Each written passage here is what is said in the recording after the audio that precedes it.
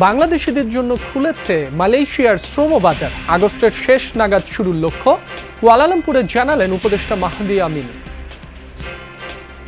যত দ্রুত সম্ভব এই শ্রম বাজার উন্মুক্ত করবার মাধ্যমে বাংলাদেশের যে বিপুল জনশক্তি রয়েছে ওনাদের জন্য মালয়েশিয়া এ দ্বার উন্মুক্ত করতে যাচ্ছে। 3 দিনের সফরে ঢাকায় মার্কিন প্রেসিডেন্ট ডোনাল্ড ট্রাম্পের বিশেষ দূত সার্জিও গোর। বিকেলে পররাষ্ট্রমন্ত্রীর সাথে বৈঠক। সরকারের 5 মাসের রাষ্ট্র প্রশাসনে কোনো ধরনের পরিবর্তন না হওয়ায় আক্ষেপ ফখরুলের। আমি পরিবর্তন দেখছি একজন মানুষের মধ্যে, সেটা তারেক রহমান সাহেব। তিনি চেষ্টা করছেন, তিনি নতুন নতুন নজির স্থাপন করছেন। প্রতিটি সেক্টরকে দলীয়করণের অভিযোগ জামায়াত আমিরের।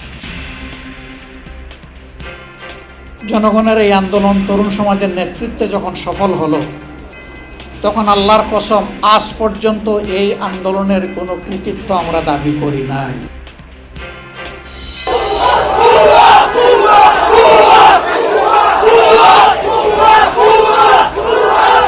হবিগঞ্জের পর সিলেটেও এনসিপির গাড়িতে ভাঙচুর। সার্জিসের অভিযোগ, নির্যাতনে বিগত স্বৈরাচারকে ছাড়িয়ে যেতে চাইছে বিএনপি।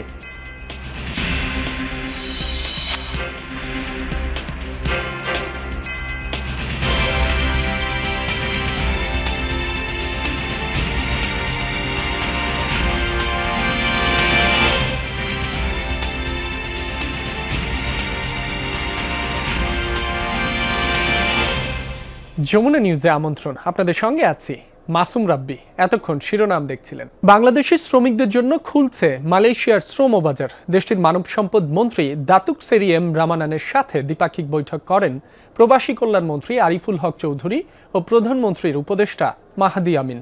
পরে সংবাদ সম্মেলনে তারা জানান, দ্রুততম সময়ের মধ্যে শ্রম বাজার খুলতে সম্মত হয়েছে কুয়ালালামপুর। আগস্টের শেষ সপ্তাহে শ্রমিক পাঠানোর লক্ষ্য বাংলাদেশ সরকারের। মালয়েশিয়া থেকে সহকর্মী মনিরুজ্জামানের পাঠানো তথ্য ছবি নিয়ে ডেস্ক রিপোর্ট। যেসব দেশ থেকে সবচেয়ে বেশি রেমিটেন্স আসে বাংলাদেশে, তার অন্যতম মালয়েশিয়া। অথচ দীর্ঘদিন ধরেই বাংলাদেশিদের জন্য বন্ধ সম্ভাবনাময় এই শ্রমবাজার। অবশেষে আসার কথা শোনালো সরকার। মালয়েশিয়ার মানব সম্পদ মন্ত্রীর সাথে শ্রমবাজার ইস্যুতে 2 দিন বৈঠক করেন প্রবাসী কল্যাণ মন্ত্রী আরিফুল হক চৌধুরী ও প্রধানমন্ত্রীর উপদেষ্টা মাহদি আমিন। বৃহস্পতিবার বাংলাদেশ হাই কমিশনে তারা করেন সংবাদ সম্মেলন, জানান দ্রুততম সময়ে শ্রমবাজার খুলতে রাজি হয়েছে কুয়ালালামপুর। আমরা খুব আনন্দের সাথে আপনাদেরকে জানাতে চাই যে আমাদের both countries now mutually agree to open this শ্রমবাজার immediately, এবং আমরা ডিউ প্রসেস ফলো করে যত দ্রুত সম্ভব এই শ্রমবাজার উন্মুক্ত করবার মাধ্যমে বাংলাদেশের যে বিপুল জনশক্তি রয়েছেন ওনাদের জন্য মালয়েশিয়া এ দ্বার উন্মুক্ত করতে যাচ্ছে। প্রধানমন্ত্রীর উপদেষ্টার দাবি, আগস্ট মাসের শেষ সপ্তাহ নাগাদ মালয়েশিয়ায় শ্রমিক প্রেরণের লক্ষ্য নির্ধারণ করা হয়েছে। বলেন, দালালদের দৌরাত্ম্য বন্ধেও কাজ করবে সরকার।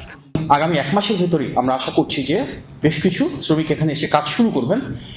সবসময় দেখা যায় যে বেশ কিছু দালাল বা অসাধু চক্রের সৃষ্টি হয়, তারা বিভিন্ন ধরনের প্রতারণামূলক কর্মকাণ্ডে লিপ্ত থাকেন। আমরা বাংলাদেশে গিয়ে সংশ্লিষ্ট আইন শৃঙ্খলা বাহিনী এবং প্রশাসনের সাথে আলোচনা করব, নির্দেশনা প্রদান করব, যেন এই ধরনের ভোগান্তির শিকার কোনো সাধারণ মানুষ না হন। এতদিন মালয়েশিয়া শ্রমবাজার বন্ধের জন্য বিগত সরকারকে দায়ী করেন মাহদি আমিন। অভিযোগ করেন, আওয়ামী সরকারের সময় নানা অনিয়মের জন্যই বাংলাদেশি শ্রমিক নিয়োগ বন্ধ রেখেছিল কুয়ালালামপুর। মোস্তফা মাহমুদ, যমুনা নিউজ। মধ্যপ্রাচ্যের বিকল্প কর্মসংস্থান খুঁজতে হবে, এমনটা জানিয়েছেন প্রবাসী কল্যাণ প্রতিমন্ত্রী নুরুল হক নূর। তিনি বলেন, জনশক্তি রপ্তানিতে বৈধ মাইগ্রেশনে জোর দেওয়া হবে। সকালে রাজধানীর একটি হোটেলে অভিবাসী কর্মীদের জন্য ডিজিটাল অভিযোগ সেবার উদ্বোধনে কথা বলেন নূর। এখানে প্রত্যেকটা ভুক্তভোগী পরিবার সে বৈধভাবে যাক কিংবা কোনো কারণে ওখানে অবৈধভাবে গেছে, বাট যদি ভিকটিম হয়, অ্যাজ এ সরকারের প্রতিষ্ঠান হিসেবে আমাদেরকে তার পাশে থাকতে হবে। 3 দিনের সফরে ঢাকায় পৌঁছেছেন যুক্তরাষ্ট্রের প্রেসিডেন্ট ডোনাল্ড ট্রাম্পের বিশেষ দূত সার্জিও গোর। দুপুরে হজরত শাহজালাল আন্তর্জাতিক বিমানবন্দরে পৌঁছান তিনি। যুক্তরাষ্ট্রের দক্ষিণ ও মধ্য এশিয়া বিষয়ক বিশেষ দূত সার্জিও গোরকে স্বাগত জানান মার্কিন রাষ্ট্রদূত ব্রেন্ট টি ক্রিস্টেনসেন। নিজস্ব ফেসবুক পেজে স্বাগত জানিয়ে পোস্ট করেন তিনি। সেখানে ক্রিস্টেনসেন লিখেছেন, এই সফর যুক্তরাষ্ট্র ও বাংলাদেশের কৌশলগত অংশীদারিত্ব, আঞ্চলিক নিরাপত্তা ও অর্থনৈতিক সহযোগিতাকে আরও শক্তিশালী করবে। বিকেলে পররাষ্ট্রমন্ত্রী খলিলুর রহমানের সঙ্গে সাক্ষাৎ ও আলোচনা করবেন সার্জিও গোর। 3 দিনের সফরে প্রধানমন্ত্রী তারেক রহমানের সঙ্গেও বৈঠকের কথা রয়েছে মার্কিন দূতের। এছাড়া তার এই সফরকালে কক্সবাজারে রোহিঙ্গা শরণার্থীদের পরিস্থিতি সরেজমিনে দেখার কথা। ভোল পাল্টে সবাই এখন জুলাই যোদ্ধা, তারাই সবচেয়ে বেশি অপকর্মে লিপ্ত। জুলাই শহীদ দিবসের আলোচনা সভায় মন্তব্য করেছেন স্থানীয় সরকার মন্ত্রী মির্জা ফখরুল ইসলাম আলমগীর। বলেন, সরকারের 5 মাস পেরুলেও ঘুষ অনিয়মের সংস্কৃতি রয়ে গেছে, প্রশাসনেও প্রত্যাশিত পরিবর্তন দেখছেন না, বললেন বিএনপি মহাসচিব। রাজধানীর তথ্য ভবনের অডিটোরিয়ামে জুলাই শহীদ দিবস স্মরণে ছিল প্রকাশনার মোড়ক উন্মোচন, আলোকচিত্র প্রদর্শনী ও আলোচনা সভার আয়োজন। এ সময় জুলাই আন্দোলনে আত্মত্যাগকে রাষ্ট্র সংস্কারের প্রেরণা হিসাবে তুলে ধরেন বক্তারা। আমরা আশাবাদী যে আকাঙ্ক্ষার বাংলাদেশ আমাদের শহীদরা দেখেছে, আমাদের আহতরা দেখেছে, আমাদের প্রত্যেকটা আন্দোলনকারীরা দেখেছে, সেই স্বপ্নের বাংলাদেশ বর্তমান সরকারের হাত ধরেই গঠন হবে। তথ্যমন্ত্রী বলেন, মুক্তিযুদ্ধের চেতনার মতো জুলাইকে নিজের স্বার্থে ব্যবহার করেছেন অনেকে। গণ অভ্যুত্থান নিয়ে কেউ যেন ব্যবসা না করতে পারে সে ব্যাপারে সজাগ থাকার আহ্বান জানান তিনি। স্বাধীনতা যুদ্ধের পরে যুদ্ধের চেতনাকে প্রতিষ্ঠিত করার বদলে যারা যুদ্ধের প্রকল্পকে ব্যবসার প্রকল্প হিসাবে ব্যবহার করেছিলেন, আমরা জুলাইকে নিয়ে যেন তেমনি কোনো একটি লাভজনক প্রকল্পের কোনো উদ্যোক্তাকে দেখতে না পাই। পরিষ্কার থাকতে হবে, স্বাধীনতা যুদ্ধের অনির্বাণ চেতনাই জুলাইয়ের চেতনার মধ্যে এখন নিহিত এবং ভবিষ্যতেও বাংলাদেশের রাজনৈতিক প্রক্রিয়াকে একথা স্মরণ রাখতে হবে। সভায় বিএনপির মহাসচিব ও স্থানীয় সরকার মন্ত্রী মির্জা ফখরুল ইসলাম আলমগীর বলেন, নতুন সরকার গঠনের পর কিছুই বদলায়নি। গেল 5 মাসে অতীতের মতোই চলছে ঘুষ দুর্নীতি, অনেকেই ভোল পাল্টে হয়েছেন জুলাই যোদ্ধা। আমার এই 4-5 মাসের মন্ত্রিত্বের অভিজ্ঞতা আপনার একটু বলা দরকার। আমি দেখছি যে কিছুই বদলায়নি। একইভাবে আপনারা যারা ঘুষ খেত তারা ঘুষ খাওয়ার ফন্দি বিক্রি করছে, একইভাবে যারা আটকে দিত ভালো একটা কাজকে আটকে দিচ্ছে, একইভাবে ওই যে আমি বললাম যে আপনার ভোট পাল্টাচ্ছে, পাল্টে দিয়ে চলে আসছে। এখন আপনার they have become holier than the pope. ওরাই এখন অনেক বেশি আপনার জুলাই যোদ্ধা হয়ে গেছে। প্রধানমন্ত্রী তারেক রহমান জুলাইয়ের আকাঙ্ক্ষা অনুযায়ী দেশ গড়ার চেষ্টা করছেন উল্লেখ করে তাকে সহযোগিতা করতে সবার প্রতি আহ্বান জানান মির্জা ফখরুল। কিন্তু আশাবাদী হয়ে এই কারণেই যে আমি পরিবর্তন দেখছি একজন মানুষের মধ্যে, সেটা তারেক রহমান সাহেব। তিনি চেষ্টা করছেন, তিনি নতুন নতুন নজির স্থাপন করছেন এবং সেই নজিরকে যদি আমরা সামনে নিয়ে যাই সবাই মিলে, তাহলে আমার মনে হয় যে হয়তো পরিবর্তনটা হবে। We must all give him support. সবাই মিলে তাকে সমর্থন দেওয়া দরকার। আলোচকদের মতে, দুর্নীতিমুক্ত ও জবাবদিহিমূলক প্রশাসন গড়তে না পারলে জুলাইয়ের আকাঙ্ক্ষা পূরণ হবে না। রাজীব আহমেদ, যমুনা নিউজ, ঢাকা। আজ পর্যন্ত জুলাই আন্দোলনের ক্রেডিট নেয়নি জামায়াত, মাস্টার মাইন্ড বলেও দাবি করেনি, এমন দাবি করেছেন জামায়াতে ইসলামীর আমির ডাক্তার শফিকুর রহমান। বলেন, শুরু থেকেই আনুষ্ঠানিকভাবে শিক্ষার্থীদের পাশে ছিল তার দল, তবে জুলাই শহীদদের প্রত্যাশা পূরণ না করে প্রতারণা করেছে সরকার। রাজধানীর ডিপ্লোমা ইঞ্জিনিয়ার্স ইনস্টিটিউশনে জুলাই গণ অভ্যুত্থানের শহীদ পরিবার ও আহত জুলাই যোদ্ধাদের নিয়ে মতবিনিময় সভায় কথা বলেন জামায়াত আমির। অভিযোগ করেন, প্রত্যেকটি জায়গায় দলীয়করণ করছে সরকার। বলেন, প্রশাসনের এই নির্লজ্জ দলীয়করণের জাতির জন্য লজ্জার।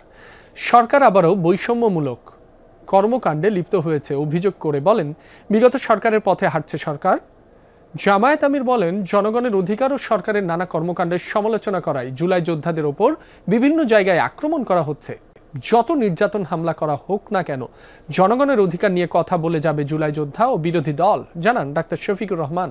জনগণের এই আন্দোলন তরুণ সমাজের নেতৃত্বে যখন সফল হলো, তখন আল্লাহর কসম আজ পর্যন্ত এই আন্দোলনের কোনো কৃতিত্ব আমরা দাবি করি নাই। আমরা বলি নাই যে আমাদের এতজন শহীদ হয়েছে আমাদের দলের, আমরা বলি নাই যে আমাদের দলের কেউ এই আন্দোলনের মাস্টার মাইন্ড ছিলেন। সিলেটের গোলাপগঞ্জে এনসিপির কেন্দ্রীয় নেতাদের গাড়িবহরে ইটপাটকেল ও বোতল ছুঁড়ে মারার ঘটনা ঘটেছে। এজন্য বিএনপি নেতাকর্মীদের দায়ী করেছেন দলটির নেতারা। বিকেল 2:45টার দিকে এই ঘটনা ঘটে। প্রত্যক্ষদর্শীরা জানায়, গোলাপগঞ্জ পৌরসভা অডিটোরিয়ামে জুলাই শহীদ পরিবারের সাথে মতবিনিময় সভায় অংশ নেন সার্জিস আলম সহ কেন্দ্রীয় নেতারা। সভা শেষে বের হওয়ার সময় এনসিপি নেতাকর্মীদের গাড়িবহরে ইটপাটকেল ও বোতল ছোড়া হয়। এ সময় সার্জিস আলমকে বহনকারী গাড়ি সহ কয়েকটি গাড়ির গ্লাস ভেঙে যায়। এই ঘটনার পর সিলেট সার্কিট হাউসের দিকে রওনা হন এনসিপির নেতারা। সেখানে নাহিদ ইসলাম সহ অন্য কেন্দ্রীয় নেতারা অবস্থান করছেন।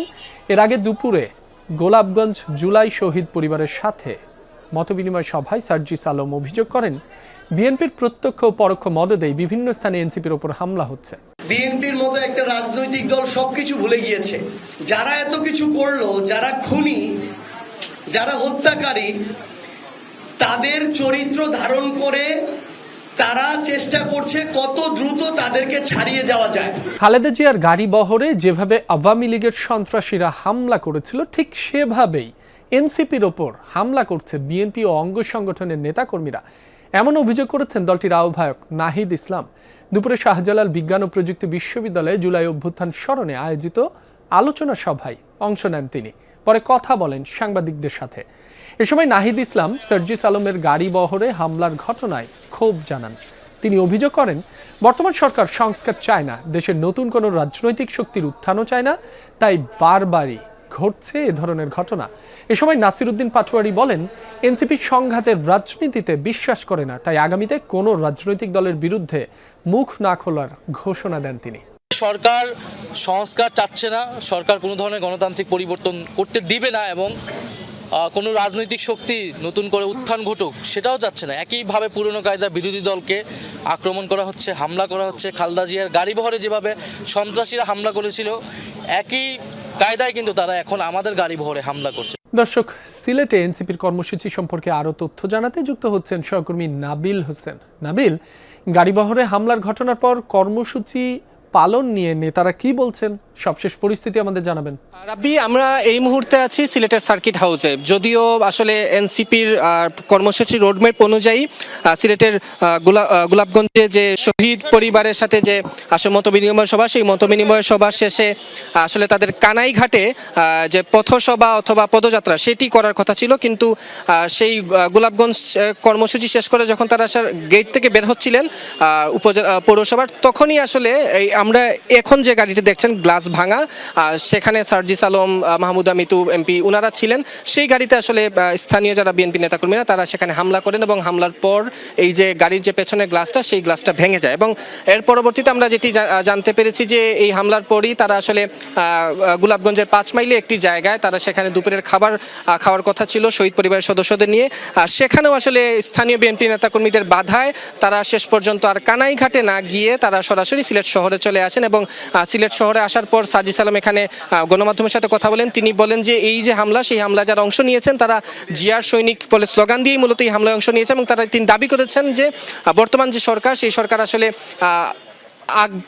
পূর্ববর্তী যে আওয়ামী লীগ সরকার, সেই ফেসিবাদী কায়দায় আসলে তারা যাচ্ছে, সেই অভিযোগ তিনি করেছেন। এবং তিনি বলেছেন যে যেই পুলিশ সদস্যরা আসলে এই সময় নিরাপত্তা দায়িত্বে ছিলেন তারা শুধুই দাঁড়িয়ে দেখেছেন এই হামলাটি। এবং এর পরবর্তীতে আমরা যেটি দেখতে পেরেছি যে এই হামলার পর সার্কিট হাউসে আসলে এনসিপির যে শীর্ষ নেতৃবৃন্দ সার্জিস আলম, নাহিদ ইসলাম বা নাসিরউদ্দিন পাটোয়ারি বা অন্যান্য যে নেতৃবৃন্দ, তারা প্রত্যেকেই এখানে অবস্থান করছেন।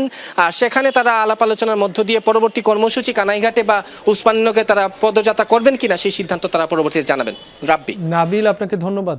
বিরোধী দলকে দায়িত্বশীল আচরণের আহ্বান জানিয়েছেন প্রধানমন্ত্রীর উপদেষ্টা ও বিএনপির সিনিয়র যুগ্ম মহাসচিব রুহুল কবির রিজভী। বলেছেন, তাদের বেপরোয়া আচরণ, কাণ্ডজ্ঞানহীন অশ্রাব্য কথা কাম্য নয়। দুপুরে সচিবালয়ে প্রধানমন্ত্রীর সাথে সাক্ষাতের পর রুহুল কবির রিজভী বলেন, সরকারের বিরুদ্ধে কুৎসা রটনা বা অপপ্রচার নয়, বরং বিরোধী দলের কাছে দায়িত্বশীল আচরণ আশা করে সরকার। এখন আর কেউ কথা বলার কারণে, রাজনৈতিক মত প্রকাশের কারণে গুম খুন হচ্ছে না বলেও জানান রিজভী। বলেন, বর্তমান সরকার জুলাইয়ের স্পিরিট ধারণ করে। 4 আগস্ট জুলাই গণ অভ্যুত্থানের ওপর কৃষিবিদ ইনস্টিটিউটে আয়োজিত আলোচনায় প্রধানমন্ত্রী তারেক রহমান অংশ নেবেন বলেও জানান রিজভী আহমেদ। শুধু সরকারি দলই সব দায়িত্ব নেবে, বিরোধী দল দায়িত্ব নেবে না তা হতে পারে না। বিরোধী দলকেও দায়িত্ব নিতে হবে, তাকেও দায়িত্বশীল আচরণ করতে হবে। বিরোধী দল, আজকের বিরোধী দল তো মানে আগামী দিনের সরকারও হতে পারে তারা। তো যদি তাই হয়, তারা যদি এখন থেকে দায়িত্বশীল আচরণ না করে, মানে বেপরোয়া এবং কাণ্ডজ্ঞানহীন কথাবার্তা বলা, বেপরোয়া আচরণ করা, তাতে তো গণতন্ত্র শক্তিশালী হবে না।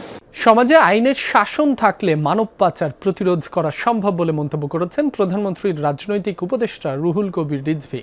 বিশ্ব মানব পাচার বিরোধী দিবস উপলক্ষে দুপুরে ঢাকা বিশ্ববিদ্যালয়ে আয়োজিত জাতীয় সেমিনারে রুহুল কবির রিজভী আরও বলেন, সরকারের শক্ত আইনি পারে মানব পাচারে সংশ্লিষ্ট প্রতারক চক্রকে দমন করতে।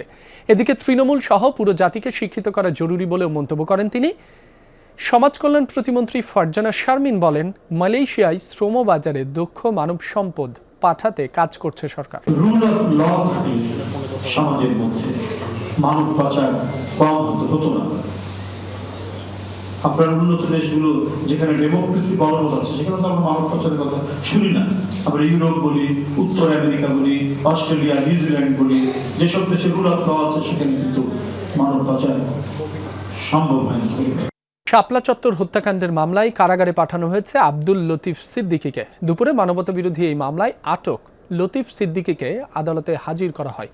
ট্রাইব্যুনাল 2-এ তার বিরুদ্ধে শেখ হাসিনা ও আওয়ামী লীগের দলীয় বৈঠকে শাপলা চত্বরে হেফাজতে ইসলামীর সমাবেশ পণ্ড করতে ও হত্যাকাণ্ড চালাতে পরিকল্পনার অভিযোগ আনে প্রসিকিউশন। পরে আদালত গ্রেফতার দেখিয়ে কারাগারে পাঠানোর নির্দেশ দেন। বুধবার সন্ধ্যায় গুলশানের নিজ বাসা থেকে আব্দুল লতিফ সিদ্দিকীকে গ্রেফতার করে ডিবি পুলিশ। এর আগে একই দিনে ঢাকা নিম্ন আদালতে হাজিরা দিতে গিয়ে ট্রাইব্যুনালে আত্মসমর্পণের ইচ্ছে পোষণ করেন তিনি। ব্ল্যাক আউট করে এই নিরীহ নিরস্ত্র ছাত্র জনতার, মাদ্রাসা ছাত্র, তার সাথে দেশের যে আপামর জনতার একাংশ যোগ দিয়েছিল, তাদেরকে গুলি করা হয়েছিল। এই মর্মে 61 জনকে হত্যার আমরা তথ্য পেয়েছি এবং তারই অভিযোগে অনারেবল ট্রাইব্যুনাল কগনিজেন্স নিয়েছিলেন এবং তাই ওয়ারেন্ট এক্সিকিউশন করে আজকে তাকে নিয়ে আসা হলে জেল হাজতে প্রেরণের আদেশ দেওয়া হয়েছে। উপজেলা পর্যায়ে 10টি করে ডায়ালাইসিস মেশিন দিচ্ছে সরকার। চালু করা হচ্ছে ফিজিওথেরাপি। সকালে রাজধানীর মহাখালীর নিপসমে গবেষণা কার্যক্রমের ফলাফল প্রকাশ অনুষ্ঠানে স্বাস্থ্যমন্ত্রী সরদার মোহাম্মদ শাখাওয়াত হোসেন এ কথা জানান। তিনি বলেন, প্রান্তিক পর্যায়ে মায়েদের মানসিক স্বাস্থ্য নিয়ে গবেষণা করতে হবে। অন্তঃসত্ত্বা মায়েদের সিজার করার ক্ষেত্রে ডাক্তারদের নিরুৎসাহিত করার আহ্বান জানান তিনি। বলেন, বর্তমানে টিবি রোগ ভয়াবহ আকারে বেড়েছে। হামে মৃত্যুর জন্য শিশুদের পুষ্টির অভাবকেও দায়ী করেন স্বাস্থ্যমন্ত্রী। স্বাস্থ্য খাতকে সরকার উন্নত করতে চাই উল্লেখ করে চিকিৎসকদের সহযোগিতা প্রত্যাশা করেন Sardar Shakhawat. Breast cancer, uterus cancer মারাত্মকভাবে বেড়ে যাচ্ছে। সব রোগ যদি এগুলি মরণব্যাধি যোগ করে দেখবো, আমাদের একটা great percentage of our people is going to die at the early age without creating the proper contribution to the state. হজ যাত্রীদের প্রতারণা থেকে রক্ষা, সাশ্রয়ী প্যাকেজ এবং উন্নত সেবা নিশ্চিতের লক্ষ্যে শুরু হয়েছে জাতীয় হজ ও ওমরা মেলা 2026। উদ্বোধনী অনুষ্ঠানে লাইসেন্সবিহীন ব্যক্তি বা সেলিব্রিটির প্রলোভনে হজের টাকা না দেওয়ার আহ্বান জানিয়েছে হাব। অন্যদিকে আগামী বছর আরও কম খরচে ও ত্রুটিমুক্ত হজ ব্যবস্থাপনার আশ্বাস দিয়েছে সরকার। মুসলমানদের অন্যতম ফরজ হজ। ধর্মীয় এই আচার পালনে প্রতি বছর বাংলাদেশ থেকে হাজারো মুসল্লি সৌদি আরব যান। তাদের এই যাত্রাকে নির্বিঘ্ন করতে রাজধানীর চীনমৈত্রী সম্মেলন কেন্দ্রে শুরু হয়েছে জাতীয় হজ ও ওমরাহ মেলা 2026। এতে 61টি এজেন্সি সহ বিভিন্ন এয়ারলাইন্স, ব্যাংক ও সেবা প্রদানকারী প্রতিষ্ঠানের স্টল রয়েছে। আমরা 2026-এর থেকেও আরো ভালোভাবে সবাইকে সেবা প্রদান করতে পারি এবং আমাদের প্রতিশ্রুতি যে থাকে এবং আমাদের সেবা প্রদান, পরিষেবা প্রদানে সেজন্য আমাদের অব্যাহত রাখতে পারি। সৌদি সরকার হাজিদেরকে কম্পেনসেট করার সময় সেই সময় 150 রিয়াল পার হাজি, এইভাবে তারা একটা টাকা কিন্তু যোগফল এটা 50-60 কোটি টাকা। মাননীয় মন্ত্রী এবং আমরা চেষ্টায় এই টাকাটা আমরা আপনাদের দিয়ে দিচ্ছি, এটা দিয়ে দেবো। তো সঠিকভাবে সেই হাজিদের মধ্যে বিতরণ করতে হবে। উদ্বোধনী অনুষ্ঠানে হাব নেতারা বৈধ রিক্রুটিং এজেন্সির মাধ্যমে হজে যাওয়ার আহ্বান জানান। একই সঙ্গে কোনো এজেন্সি কাঙ্ক্ষিত সেবা না দিলে কঠোর ব্যবস্থা নেওয়ার হুঁশিয়ারি দেন তারা। লাইসেন্সের মালিকানা যাচাই করা ছাড়া যত বড় ব্যক্তি হোক আপনি তার সাথে লেনদেন করবেন না, চুক্তিবদ্ধ হবেন না। আপনি যদি কোনো লাইসেন্সের কারণে প্রতারিত হন, সরকারের কাছে তার জামানত রয়েছে, সরকার তার বিরুদ্ধে ব্যবস্থা নিতে পারবে। বৈধ এজেন্সি যদি আপনাদের সাথে কোনো ব্যবহার বা প্রতারণা করে, তাদের ব্যাপারে সিদ্ধান্ত নিব। যারা সামনে এবং সুন্দর এবং সুষ্ঠু হজ প্রতিষ্ঠিত হয় এই ব্যাপারে আমরা সক্রিয় থাকব। এবারের হজ ব্যবস্থাপনাকে এখন পর্যন্ত সবচেয়ে ভালো বলে দাবি করেন বেসামরিক বিমান ও পর্যটন প্রতিমন্ত্রী। বলেন, হাজিদের খাবার, লাগেজ ব্যবস্থাপনা ও অন্যান্য সেবায় আগের সমস্যাগুলো আর হবে না। সবাইকে করার জন্য, উদ্বুদ্ধ করার জন্য আমাদের আল্লাহ তাআলা সুযোগ দিয়েছেন। আমরা এই কাজটি করতে চাই এবং এটা যাদের সামর্থ্য নেই তাদেরকে যদি সামর্থ্যবান করা যায়, তাদেরকে সাহায্য করা যায়, কিভাবে করা যায়, আমরা হাব ও ধর্ম মন্ত্রণালয় প্রয়োজন মধ্যে ভর্তুকি দিয়ে হলেও যাতে করতে পারি কিছু কিছু লোককে, এটা আর ব্যবস্থা গ্রহণ করা হবে। প্রতিমন্ত্রী জানান, স্বচ্ছ, দুর্নীতিমুক্ত ও স্বস্তিদায়ক হজ ব্যবস্থাপনা নিশ্চিত করতে সরকার প্রয়োজনীয় সব পদক্ষেপ গ্রহণ করবে। শুভ উদ্বোধন ঘোষণা করছি। শওকত মঞ্জুর শান্ত, যমুনা নিউজ, ঢাকা। প্রতিবন্ধী 3 ব্যক্তির হাতে নিয়োগপত্র তুলে দিলেন প্রধানমন্ত্রী তারেক রহমান। সকালে সচিবালয়ে এর মাধ্যমে শুরু হয় প্রধানমন্ত্রীর দিনের কর্মসূচি। নিয়োগপত্র পাওয়াদের মধ্যে 2 হাত না থাকা নীলা খাতুন ও আয়েশা আক্তার পা দিয়ে লিখে স্নাতকোত্তর সম্পন্ন করেছেন। নীলা খাতুনকে রাজধানীর মিরপুরের জাতীয় প্রতিবন্ধী উন্নয়ন ফাউন্ডেশনে শিক্ষক হিসেবে এবং আয়েশা আক্তারকে গাইবান্ধার বিয়াম ল্যাবরেটরি স্কুল অ্যান্ড কলেজে ক্লাস সুপারভাইজার পদে নিয়োগ দেওয়া হয়েছে। এছাড়া দৃষ্টি প্রতিবন্ধী মোহাম্মদ হাসমত আলীকে সমাজসেবা অধিদপ্তরের অধীন ইউনিয়ন সমাজকর্মী পদে নিয়োগ দেওয়া হয়েছে। প্রধানমন্ত্রীর কাছ থেকে সরাসরি নিয়োগপত্র পেয়ে তারা উচ্ছ্বসিত। দর্শক, এই ছিল যমুনা নিউজের আয়োজনে।